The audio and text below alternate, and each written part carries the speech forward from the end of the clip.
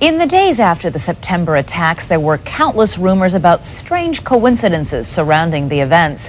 One report about a group of Middle Eastern men spotted the morning of September 11th parked just across the river from New York City has not gone away. Investigation of their presence has led to questions about whether Israel was conducting espionage on U.S. soil. We're joined now by ABC's John Miller with an exclusive report this evening. That's right, Elizabeth. This is a case that took the FBI and the CIA more than 2 months to sort out, while 5 Israelis waited in jail. It began when this woman was watching the Twin Towers burning from her apartment in New Jersey.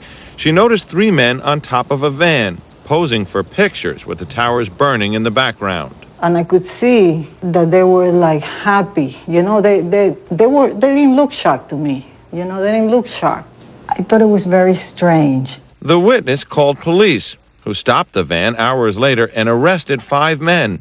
All 5, it turns out, were Israeli. They were turned over to the FBI. Sources tell ABC News during a check of national security databases, some of the men were listed as having had connections with Israeli intelligence. At the FBI, that set off alarm bells. The FBI needed the answers to 3 important questions. Who were these men? What brought them to that parking lot on the morning of September 11th?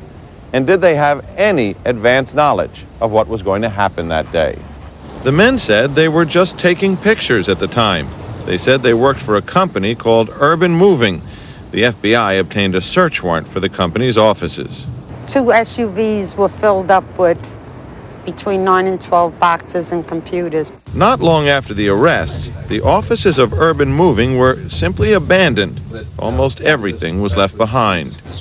In jail, the 5 Israelis were repeatedly interrogated and given lie detector tests. Stephen Gordon was their American lawyer.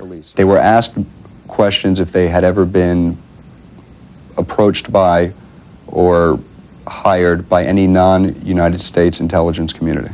While there is still some debate among American intelligence officials, many investigators believe some of the men were part of an Israeli operation aimed at monitoring radical Islamic charities that support groups like Hamas, something lawyers for the 5 men and the Israeli government strongly deny. These 5 Israelis were not involved in any intelligence operation in the United States. The story is simply false. In the end, the FBI concluded there was no evidence that any of the 5 men had advance knowledge of the September 11th plot. After 71 days, the 5 Israelis were deported, leaving some ruffled feathers among both U.S. and Israeli officials. According to federal officials, the 5 men have been barred from returning to the United States for 10 years, they say because they violated immigration laws. Bottom line, John, is there any evidence any of these 5 men knew about the September 11th attacks before they occurred? The FBI spent a great deal of time examining this question. It does not appear that they were in place taking pictures before the planes hit, but shortly thereafter.